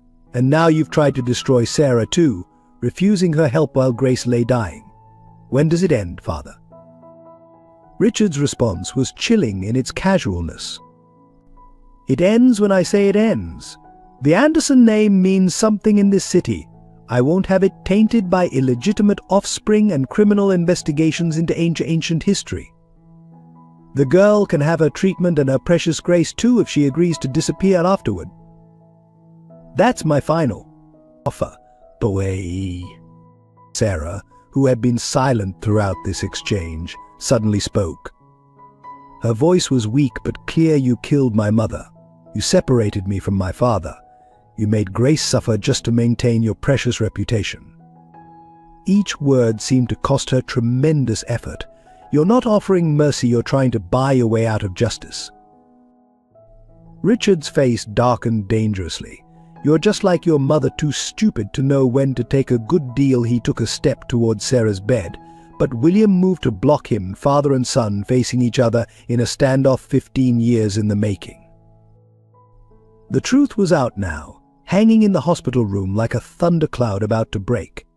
Richard Anderson had orchestrated not just a death, but 15 years of separation and suffering, all in the name of family pride.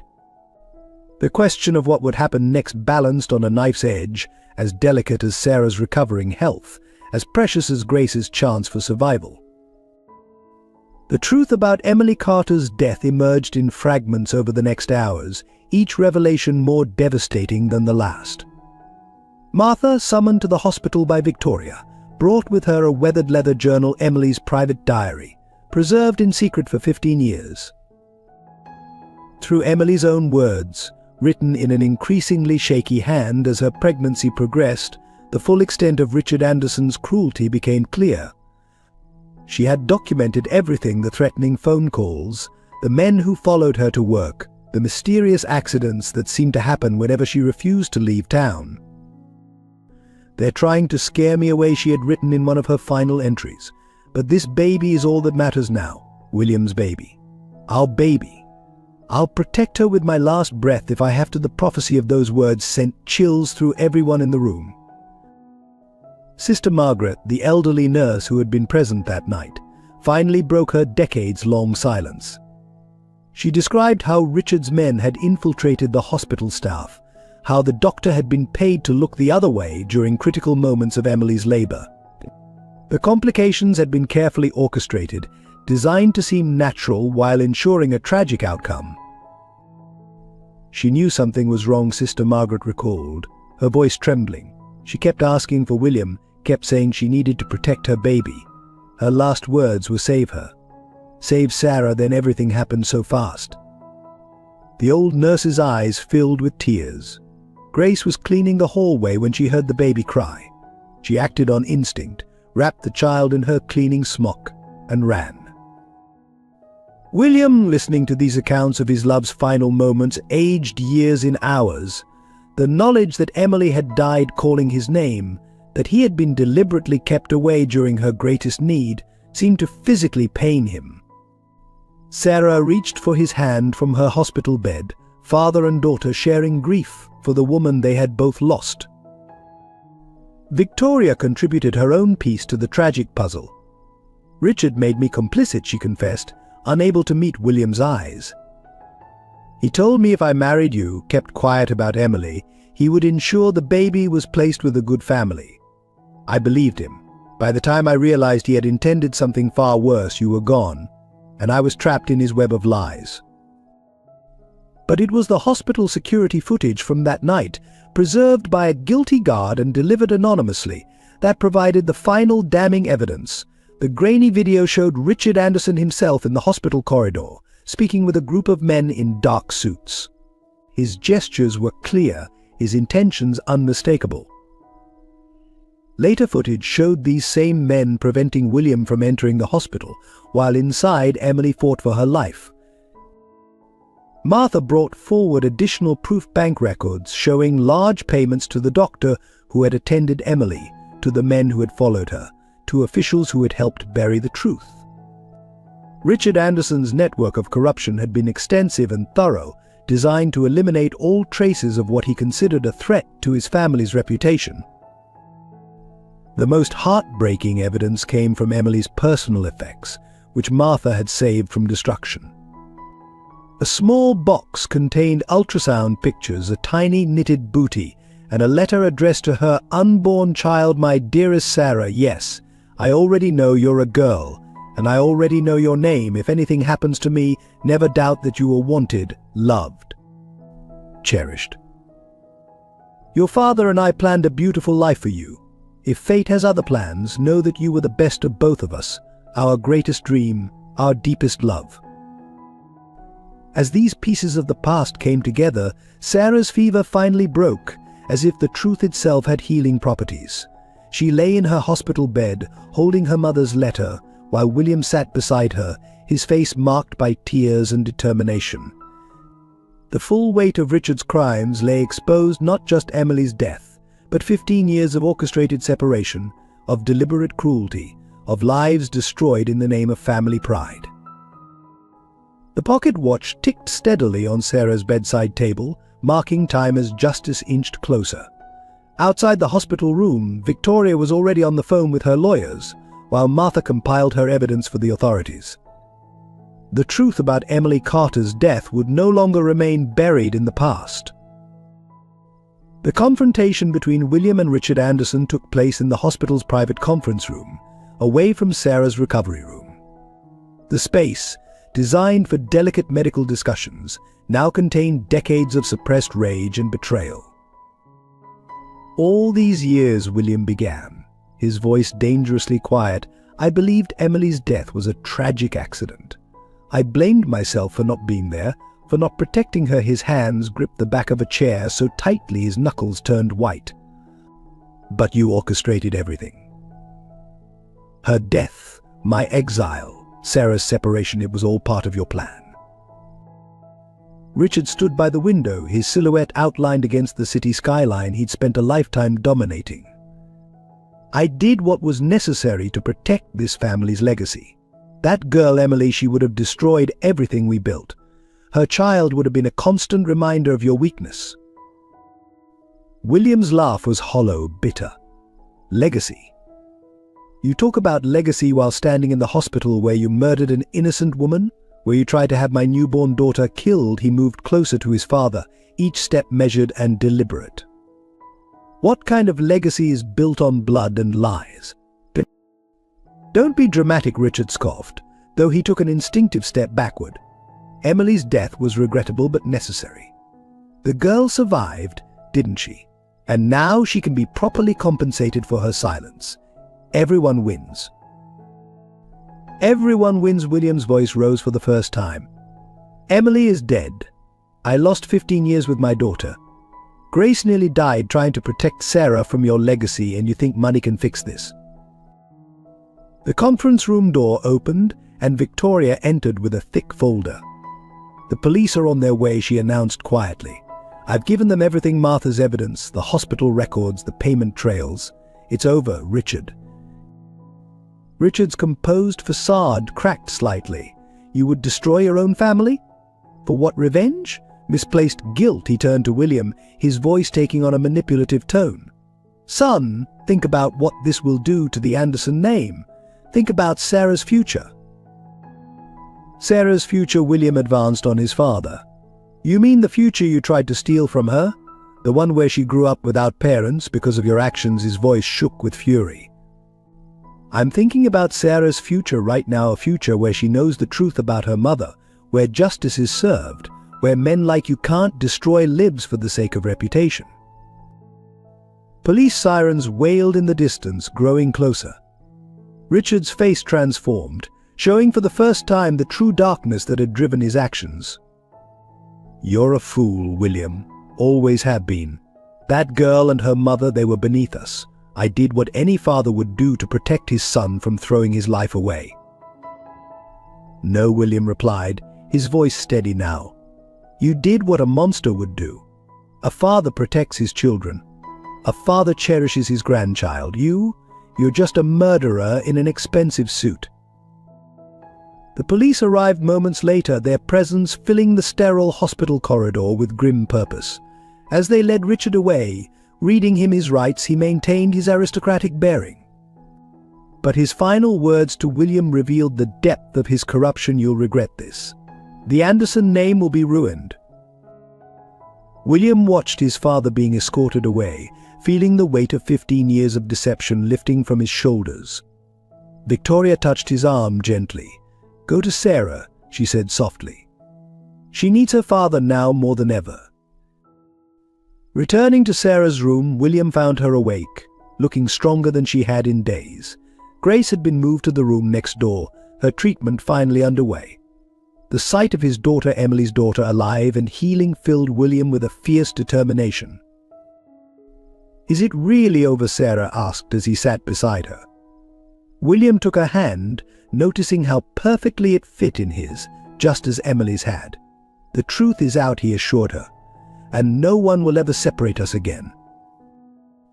The pocket watch on the bedside table ticked steadily, no longer counting lost time, but marking the beginning of healing, of justice, of family rebuilt from the ashes of Richard's destruction. The news of Richard Anderson's accident reached St. Mary's Hospital just hours after his arrest. Released on bail due to his considerable influence, he had been driving his Bentley recklessly through the rain-slicked streets, perhaps seeking escape from the inevitable scandal.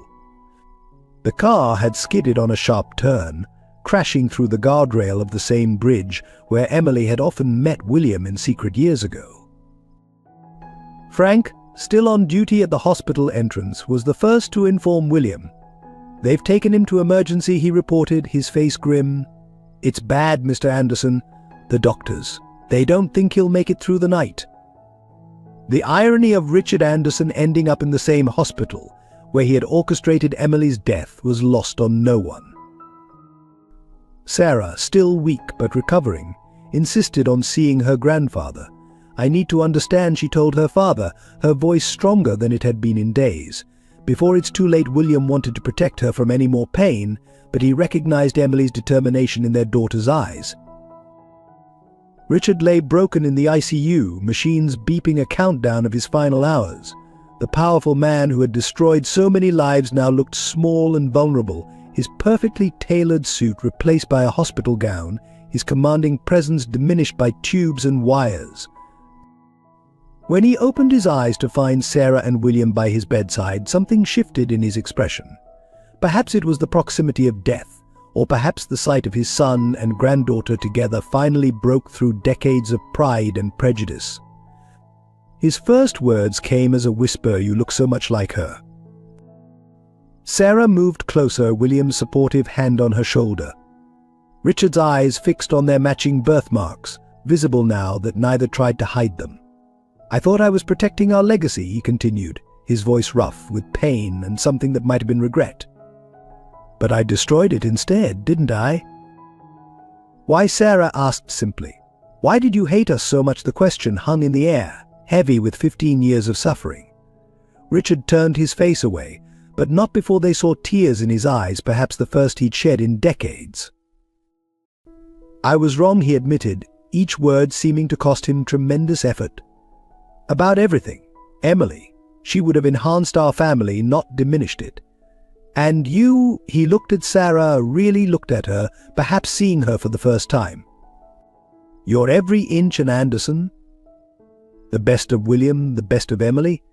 I was too blind to see it." From his bedside table, he gestured weakly toward a folder. William opened it to find legal documents, papers signing over control of the Anderson empire to him, new documents acknowledging Sarah as his legitimate heir, and most surprisingly, evidence that would support the case against those who had helped him orchestrate Emily's death. "It won't make up for what I did," Richard said, his breathing becoming more labored. "Nothing can, but perhaps it can give you a foundation to build something better, something worthy of Emily's memory and of Sarah's future." The machines began beeping more urgently as Richard's condition deteriorated. In his final moments, he reached for Sarah's hand. She hesitated, but then took it, feeling the weakness in his grip. "Your mother," he whispered. "She used to sing in the library when she thought no one could hear. Beautiful voice, like angels." His last words were directed at William. "I'm sorry, son. Take care of them both, your daughter and our legacy. Make it something good this time." Then Richard Anderson, who had spent a lifetime building walls between people, closed his eyes for the final time. Sarah stood by the window afterward, watching the city lights flicker in the rain. "Do you think he really changed?" she asked her father. At the end, William joined her, their reflections ghost-like in the glass. "I think death has a way of stripping away the lies we tell ourselves," he replied. "Your mother would say everyone deserves a chance at redemption, even if it comes too late." The pocket watch ticked softly in Sarah's pocket, marking the end of one chapter in their family's story and the beginning of another. Outside, the rain washed the city clean, as if preparing it for a fresh start. The hidden documents that sealed Richard Anderson's confession came to light in the days following his death. Martha, armed with the keys to his private study, led William and Victoria through the maze of the Anderson mansion's inner sanctum. The room, dark with heavy wooden paneling, held secrets in every drawer. "He kept everything," Martha explained, pulling out files from a hidden safe behind an oil painting. Richard Anderson was many things, but disorganized wasn't one of them. He documented every move he made against Emily, perhaps as insurance against those he'd involved in his scheme. The evidence was damning and comprehensive. Bank statements showed payments to the doctor who had deliberately mishandled Emily's care during childbirth. Correspondence revealed the network of corrupt officials who had helped cover up the truth. Most chilling were the surveillance reports detailing Emily's every move in the weeks before Sarah's birth. Victoria discovered a leather-bound diary in Richard's desk, its pages filled with his meticulous planning. "He wrote about it like a business transaction," she said, her voice shaking as she read. Cold, calculated entries about removing the problem and protecting the Anderson name. He even noted down how much it would cost to buy people's silence. Among the papers was a file marked simply Emily. Inside, William found photographs he'd never seen before. Emily in the mansion's library, her hand resting protectively on her pregnant belly. Emily and William together in the garden, caught in a moment of unguarded happiness. Emily on her last day alive, her face glowing with the anticipation of motherhood. She knew they were watching her, Martha said softly, showing them a letter Emily had written to William the day before she went into labor. But she was determined to protect Sarah. She wrote here that no matter what happened to her, the baby had to survive. She made me promise to make sure of it. The most shocking discovery was a series of letters between Richard and Victoria's father, revealing how they had orchestrated Victoria's marriage to William after Emily's death. "He used my grief against me," William realized, reading the correspondence. "Made me believe marrying Victoria was the only way to protect the family, while all along." Victoria touched his arm gently. "We were both pawns in his game," she said, "but we can make it right now. These documents ensure justice for Emily and security for Sarah's future." One envelope, sealed and never sent, contained a letter from Richard to Emily, dated just days before her death. In it, he offered her a substantial sum to disappear with her unborn child, to never contact William again. Emily's response, scribbled in her determined hand across the bottom: "Some things are worth more than money. My child deserves to know her father, and William deserves to know his daughter. No amount of wealth can buy my silence or my absence." Legal documents revealed that Richard had already begun the process of transferring control of the Anderson empire to William and acknowledging Sarah as a legitimate heir. His final act of conscience, perhaps, or an attempt at redemption. The most poignant discovery came last: a small box containing Emily's personal effects that Richard had ordered removed from her apartment after her death. Inside, William found the other half of the pocket watch's set, its surface engraved with the words, "For our daughter Sarah. May she inherit her father's strength and her mother's heart."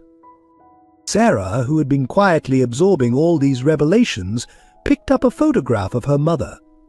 "She was beautiful," she said softly, "and brave. She died protecting me." William pulled his daughter close, both of them drawing strength from each other as they faced the weight of their family's tragic history. Martha gathered the documents carefully, organizing them for the authorities. "Emily would be proud," she said, "watching father and daughter together.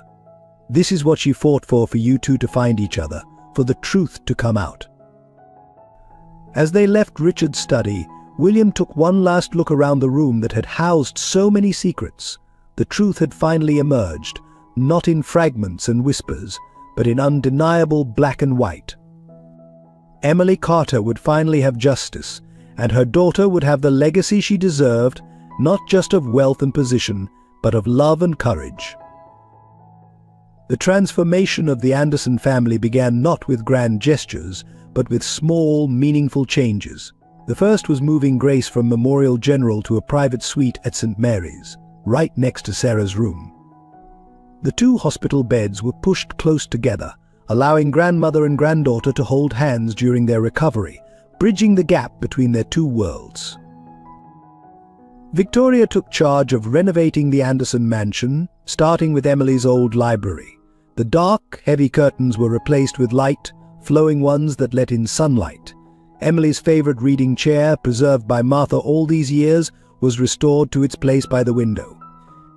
Most significantly, a portrait of Emily, painted from one of the discovered photographs, was hung above the fireplace, a silent guardian watching over the family's healing. William threw himself into restructuring the Anderson Corporation, dismantling Richard's network of corruption piece by piece. Each board meeting began with a new policy of transparency and ethical business practices. The company's first new initiative under his leadership was the establishment of the Emily Carter Memorial Foundation, providing medical care for underprivileged mothers and children. Sarah's recovery progressed steadily, strengthened by the constant presence of both her father and Grace. The hospital staff grew accustomed to the sight of William Anderson, powerful CEO, falling asleep in an uncomfortable chair between their beds, one hand holding his daughter's, the other resting protectively near Grace's. "Your mother would be so proud," Grace told Sarah one evening, both of them finally strong enough to sit up and share a meal. "Not just because you found your father, but because of how you did it with determination and dignity, just like she had." The pocket watch, now cleaned and restored, remained Sarah's constant companion, but its meaning had changed. No longer a mystery to be solved, it became a symbol of connection to her father, to her mother's memory, and to the future they would build together. Victoria, to everyone's surprise, formed a special bond with Grace. The elegant socialite and the humble seamstress found common ground in their love for Sarah and their desire to heal the family's wounds. They could often be found in deep conversation, sharing stories about Sarah's childhood from their different perspectives. The mansion's staff witnessed the change in atmosphere with joy and relief. Under Richard's reign, the house had been cold and formal. Now laughter echoed through the corridors. Martha resumed her position as housekeeper, this time with full honors and recognition for her years of loyal service to Emily's memory. William spent hours in Emily's library, sometimes reading, sometimes just sitting in her chair, holding Sarah's hand as they shared stories. He told her about meeting Emily, about their secret courtship, about all the dreams they had for their baby. Sarah, in turn, shared memories of growing up with Grace, of the love that had sustained her through years of poverty. The Anderson family lawyers worked tirelessly to ensure Sarah's legal status as William's heir was ironclad, but more importantly, they worked to bring justice to those who had helped Richard harm Emily. The doctor who had betrayed his oath faced criminal charges, along with several officials who had aided in the cover-up. One particularly moving moment came when Sarah discovered her mother's old poetry journal, preserved by Martha. Emily's words, written while carrying Sarah, spoke of hope, love, and dreams for her child's future.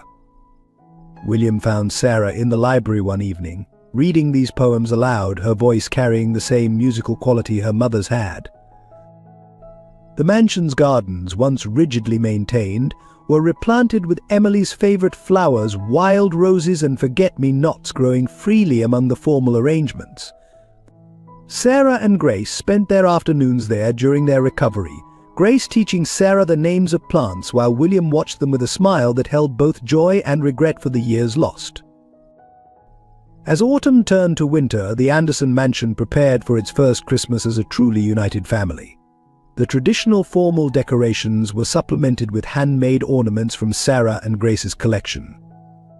Emily's memory was honored with white roses on the mantel, and her portrait wore a small sprig of holly. The transformation wasn't just physical or financial, it was emotional, spiritual, reaching into the very heart of what it meant to be an Anderson.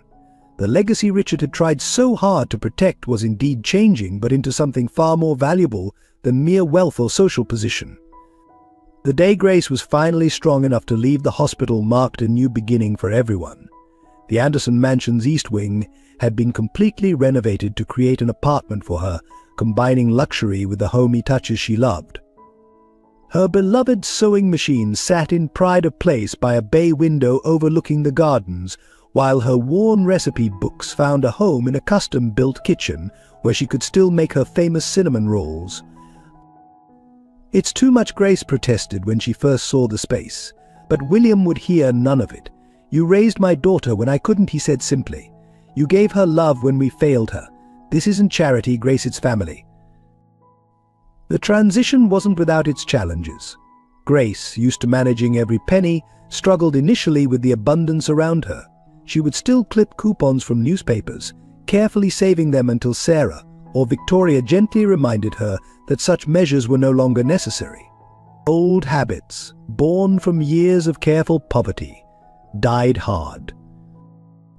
But it was in the kitchen where Grace truly began to bridge the two worlds. The mansion's professional chef found himself learning from her, amazed by her ability to transform simple ingredients into dishes that carried the warmth of love in every bite. Soon the formal dining room was filled with the scent of her home cooking, drawing the family together for meals in a way Richard's stilted formal dinners never had. Sarah watched her grandmother bloom in her new environment. Grace's health improved dramatically with proper care and reduced stress. The lines of worry that had aged her prematurely began to soften, and her laugh, once rare and careful, became a frequent sound in the mansion's halls. Most touching was the relationship that developed between Grace and William.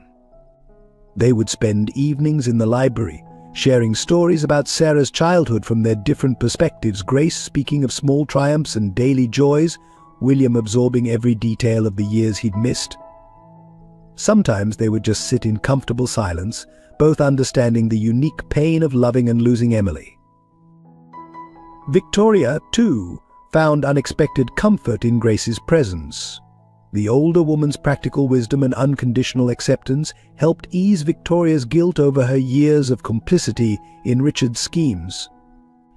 Grace had a way of listening without judgment, of offering advice wrapped in simple truths that cut through society's complications. Family isn't about blood or names, Grace would say, her hands busy with some piece of sewing. It's about who stays by your side when the world turns cold. Her words, born from experience, became a kind of motto for their newly formed family unit. The mansion's staff, many of whom remembered Emily with fondness, embraced Grace's unpretentious warmth. Martha especially found in her a kindred spirit, another woman who had protected Emily's legacy in her own way.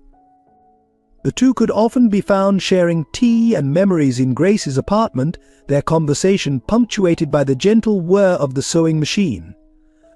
Grace insisted on maintaining some of her old routines, particularly her early morning baking. The mansion's industrial kitchen would fill with the smell of fresh bread and pastries, drawing sleepy family members down in their robes to gather around the informal breakfast table. These casual moments, free from the weight of the Anderson name, became precious daily rituals. William ensured that Grace had the best medical care available, but it was her emotional healing that proved most remarkable. The worry that had been her constant companion for 15 years, the fear of being unable to provide for Sarah, of failing the child entrusted to her care, finally began to ease. One morning, Sarah found her grandmother in the garden, carefully tending to a patch of herbs, just like the ones they'd grown in their tiny apartment window box. "Are you happy here, Grandma?" she asked, noticing how the morning sun caught the silver in Grace's hair, making it shine like a crown. Grace straightened up, looking at the mansion that had become her home, at the garden where Sarah now played freely, at the family that had expanded to embrace them both. "Happy?" she repeated thoughtfully. "I'm more than happy, my dear. I'm at peace. Your mother would be too, seeing us all together like this." The physical transformation of the Anderson mansion mirrored the emotional metamorphosis of its inhabitants. What had once been a showcase of wealth and power gradually became a true home, filled with warmth and life. The process began in Emily's library and rippled outward, touching every corner of the vast house. The formal sitting room, once reserved for business meetings and social posturing, was reimagined as a family space. The stiff-backed Victorian furniture was replaced with comfortable couches and oversized chairs that invited people to linger. Sarah's piano, a gift from William, sat in the corner where Emily's portrait could watch over her daughter's practice sessions. The kitchen underwent perhaps the most dramatic change. The industrial steel and stark efficiency gave way to a warm, inviting space where Grace's influence reigned supreme. Copper pots hung from ceiling racks, herbs grew in window boxes, and the central island became a gathering spot where family members would perch on stools, sharing stories while Grace baked. William had the grand staircase restored to its original wood, stripping away decades of dark varnish to reveal honey-colored oak beneath. Family photographs now lined the walls, not just formal portraits, but candid moments: Sarah and Grace baking together, William teaching Sarah to play chess, Victoria tending to the garden. Among them, carefully preserved and prominently displayed, were the recovered photos of Emily. The gardens flourished under the combined care of Victoria and Grace. The rigid geometric patterns Richard had favored were softened with wildflowers and herbs. Emily's favorite roses were given pride of place, their unruly beauty a testament to love over formality. A small vegetable patch appeared, reminding Sarah and Grace of their window box garden from their apartment days. Even the staff quarters were transformed. Martha oversaw the renovations personally, ensuring comfortable living spaces for those who made the mansion run. The strict hierarchy Richard had enforced gave way to a more collaborative atmosphere, where maids and cooks felt free to share meals and conversation with the family. The mansion's formal dining room, once a place of tense silence and rigid protocol, became the heart of daily family life. The massive table that had intimidated business associates now hosted lively family dinners, homework sessions, and late-night hot chocolate gatherings. Grace's recipes mingled with the chef's gourmet creations, creating menus that celebrated both worlds. Sarah's suite of rooms reflected her unique position bridging two worlds. The luxury of her new life was tempered with treasured items from her old one. The patched quilt Grace had made her, the small bookshelf from their apartment, the window box she'd tended so carefully. Her balcony offered a view of both the manicured gardens and the city beyond, a perfect metaphor for her journey. The music room, long sealed shut, was reopened and restored. Emily's old piano, preserved under dust cloths, was tuned and brought back to life under Sarah's fingers. The room filled with music again, not just classical pieces, but the folk songs Emily had loved, the lullabies Grace had sung, and Sarah's own compositions. What had once been Richard's imposing study was transformed into a family room. The dark paneling was lightened, the heavy curtains replaced with sheer fabrics that let in natural light. The massive desk where he had plotted against Emily was removed, replaced with comfortable seating arranged for conversation and connection. Even the mansion's facade seemed to soften. Climbing roses were encouraged to ramble up the stern stone walls, and window boxes burst with colorful blooms. The intimidating iron gates were refinished in a warmer tone, and the guardhouse was converted into a welcoming gatehouse where Frank, now head of security, greeted visitors with a smile. Most significantly, the servants' entrance where Emily had once slipped in and out was restored and dignified. A plaque was installed commemorating her life and the love story that had begun there. The door itself was painted a bright, welcoming blue, Emily's favorite color.